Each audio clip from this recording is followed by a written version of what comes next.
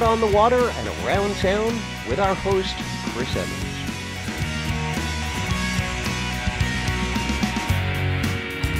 Below the state of Florida, there are 1,700 islands scattered about like vibrant green jewels on the water. They are the Florida Keys, and the road called US 1 travels to and along them till it ends on an island called Key West. This road was built on top the old foundation bed of a railway that had been completed in the very early part of the 19th century. Because US 1 exists today, travel among islands located here is possible, and so we are able to visit the islands. And this explains why the Keys is an ultimate destination point, where we are able to experience tropical weather, vegetation, water views, and wildlife. We are here on a road trip together and head towards the sister cities of Marathon and Key Colony Beach in the Middle Keys. On our right side, as we drive south, there is the Gulf of Mexico, also called the Bay. And on our left side is the Atlantic Ocean. And along both sides of the highway are small, rectangular, green with white numbered mile marker signs that mark approximately how far you are from Key West, which is at mile marker 0.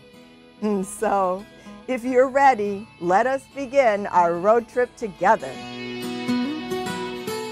We are together driving south along US 1 in the Florida Keys, heading towards our destination at mile marker 77.5 Bayside. And we are in a village of islands, a group of islands that run 27 miles along US 1 from mile marker 90.7 to about mile marker 63. They are called the Islands of Islamorada and known to locals as Islamorada. Here we cross the Indian Key Channel Bridge, and beside it on the bayside, that would be the right side as we head south, you will see a small island about 3 miles in circumference. This is our destination, Lignum Vitae Key. Hello guys, I'm standing in front of Lignum Vitae Key. It's on the south side of the Florida Keys, and it's on the south side of the Indian Channel Bridge. Lignum Vitae Key is a very historic island, and I feel badly that I never went there, because when I came down to this area a long time ago, I was told it's just a botanical area and there's just a little house over there, and I'm not going to go.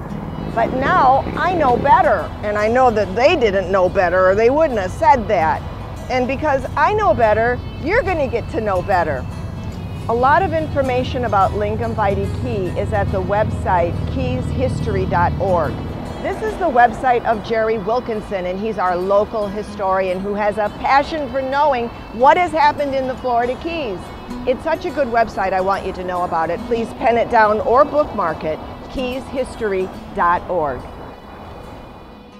This key gets its name for the large number of Lignum Vitae trees that are here. Lignum Vitae trees are slow growing, and they can reach 30 to 40 feet in height. So, they're hardwood trees. And this may explain why the island is marked on a 1760 Spanish chart with a name that translates roughly to log, timber, or firewood. The Lignum Vitae is native to South Florida, the Caribbean, and the northern coast of South America. It is an extremely slow-growing tree with wood that has an extraordinary combination of strength, toughness, and solidity.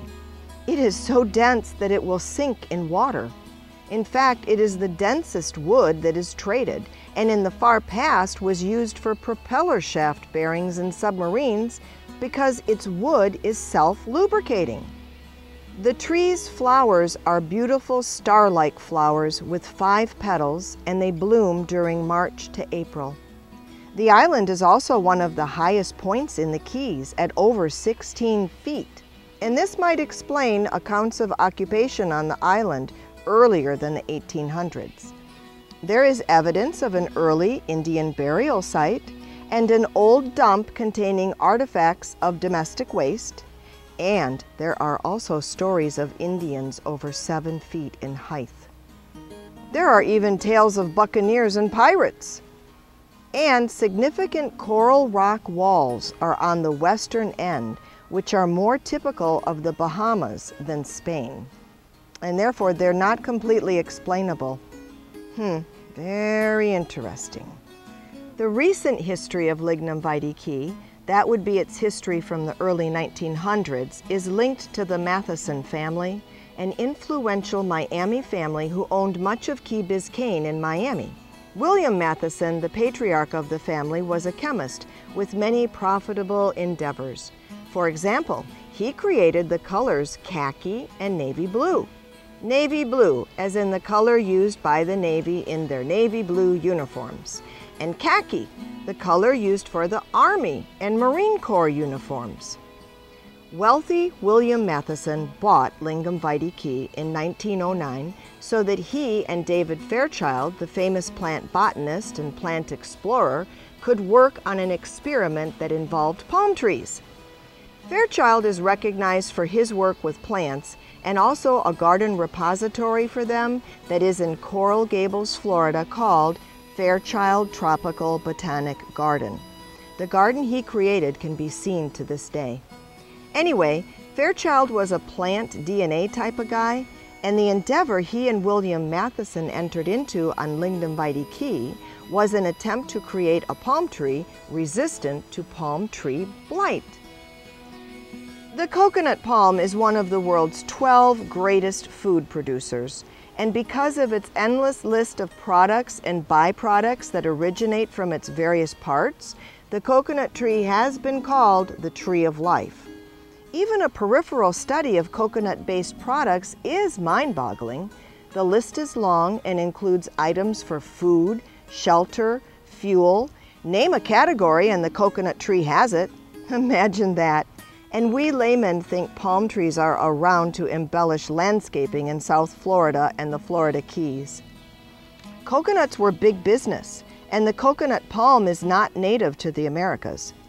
Well, the problem with coconut trees is their long list of disease-causing blights.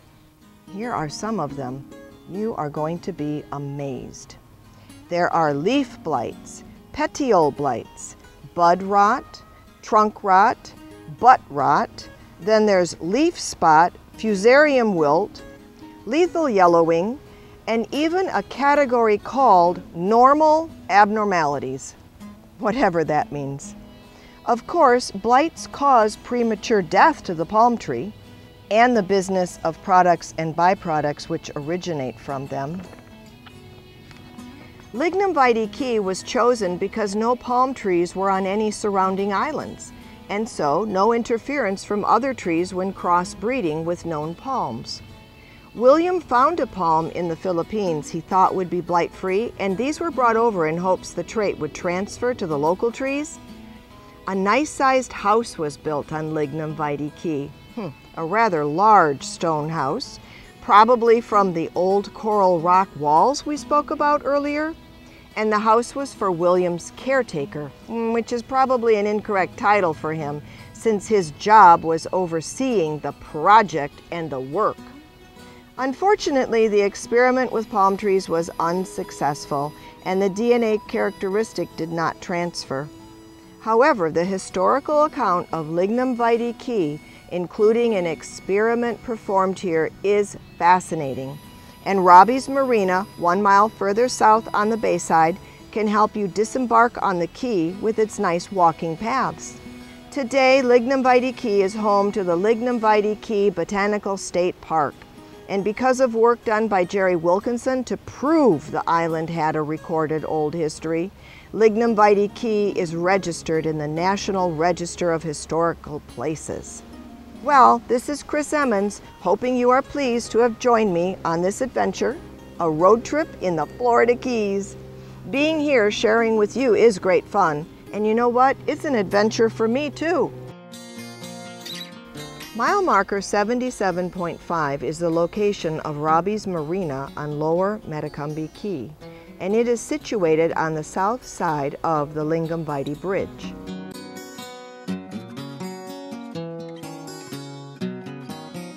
We have stopped at Robbies, mile marker 77 on the bay side, on the right side. And I'm taking you to Robbies because you're going to see something awesome that has to do with fish. I'm going to try to find somebody at Robbies, Mark or Rob, who can tell us what that awesome thing is that I heard about a long time ago and have come to see many times. When we leave Robbies, the stretch is going to change. US 1 topography, it's going to be beautiful. It's going to be beguiling. You're going to see palm trees and green trees. You're going to see the ocean that goes off to infinity in blue on the left side, and you're going to see the green waters of the bay going off to infinity on the right side, and you're going to go into a trance. A good one. Well, that's what I'm here for, because I'm going to say, hey, stop here, you're passing a good spot. So the cool thing is that you've got me to cover your back. So go ahead, trance out. I'll tell you where to stop next, after Robbies. Robbies is famous to the locals and a place worth experiencing because of something that takes place many times a day. Robbies' local fame has roots going back decades, back to when the place was just a small neighborhood marina and the home of a fisherman who chose to perform heroics in hopes of saving a severely mangled and hurt tarpon. While the tarpon did survive and was released, it did not completely head back to the wild, but instead returned every day for its meal. And over time, it brought friends and family, up to 100 of them. Well, what you just saw is the result of what happened after the fish lived. You see, tarpon usually don't stay in one place. They go on the flats and they keep fishing and moving. But this tarpon knew that this place was food. So it would come back to get food. And you know what? Before long, its tarpon friends, they figured out there was food here too. So Robbies had a bunch of tarpon hanging around here, where tarpon normally don't just chill and hang because they're just always moving. So we can buy fish to feed the tarpon. Are you ready? Things can happen when you throw the fish in the water, okay? Fish on! Isn't that fun? It's going to be the most reasonably priced fun that you're going to find in the Florida Keys or the islands of Marathon. So come on here, I'll give you a fish and you toss it in, okay? Robbies, 77.5. Bayside. I'm gonna have fun now, okay? So like, you didn't show up. I'm giving them the fish. Me, not you, until you get here. And when you get here, let me know you've arrived and I'll meet you here. Okay? Let's go to our next destination. Isn't this a cool place to know? Okay, turn around, let's go. Come on.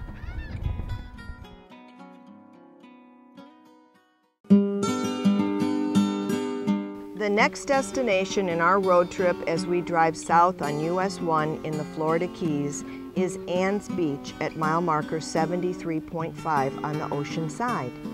Here we find a scenic natural beach with a striking wooden broadwalk.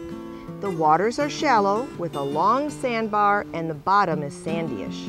This is a nice beach to wade and swim. Ann's Beach is located on Lower Metacumby Key and is part of a village of islands called the Islands of Islamorada. In 1995, Ann Eaton, a well-known local environmentalist, helped bring Ann's Beach Park to life, and the beach is dedicated to her. Because it has a natural sandyish bottom though, this area had been a swimming spot long before it became a park. Natural sandy beaches are not the norm in the Florida Keys, since coral reefs next to the islands diminish the size and number of waves that come along the shore. Constant action of driving waves are needed to form calcium carbonate-based sands, which form as shells, corals, and other reef organisms break down. However, it may be that Ann's Beach, being situated at the bottom of this island, is in line with currents and tides whose movements somehow have formed its natural sandyish bottom. at Ann's Beach, with its wide expanse of shallow water, is the perfect location to kiteboard. And so, you often see colorful sails as kiteboarders, from beginners to the masters, whisk about. Ann's Beach Park also boasts a totally cool, wide wooden boardwalk, the best of its kind, meandering along water's edge with natural mangrove marsh on each side. There's so much nature along the boardwalk, and this is a nice bird watching area too. Really, nothing in the Islamorada area compares to dog-friendly Ann's Beach, and I don't think you're going to want to miss it.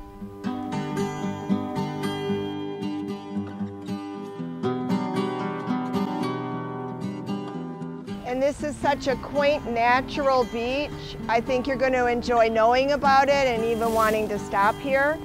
When I used to live in Key Largo and I would travel home from Marathon, I would stop here often on my way home because it's right off of US 1. And there's parking on both sides of it, so if you miss the first parking area, just keep on driving about a quarter of a mile and then pull into the second. As I said, we're on the ocean side. The beauty of this beach is so many things. First of all, when I'm done taking my swim, there's outside showers that are enclosed too. That's new. An actual enclosure of outside showers. And there's a really nice restroom facilities where you can change into your dry clothes. I think you're gonna like it here. I think you're gonna enjoy knowing about it. And I'm enjoying this. This is a great break, huh? I feel great. Oh, I hope you feel great too. Come on down, okay? Join me. Join me. I got to feel a little bad because I was in the water and you're not, and the salt water is like so wonderful. So, see, I'm not in the water now because I love you. I want to be just like you. But I want to share with you that if you're not down here in the Florida Keys yet, that you can run a bath water for yourself. Make sure that it's 100 degrees or less, and add 1 to 2 pounds of Dead Sea salt to the bath water. I get mine from saltworks.us. Set yourself in the bath water, play some music of the waves, relax, and your body will become remineralized from the minerals that are in the sea salt. So you don't have to wait to come down here to enjoy the benefits of getting into the sea. And on one of the episodes of the Chris Emmons Explore the Keys stuff, I'm going to tell you about the wonderful things that are in the sea salt.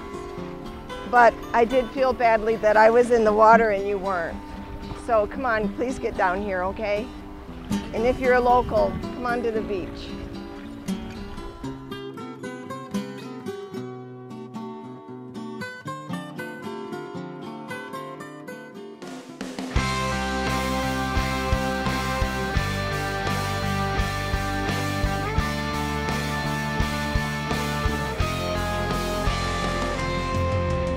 Congratulations, you wore out your tour guide.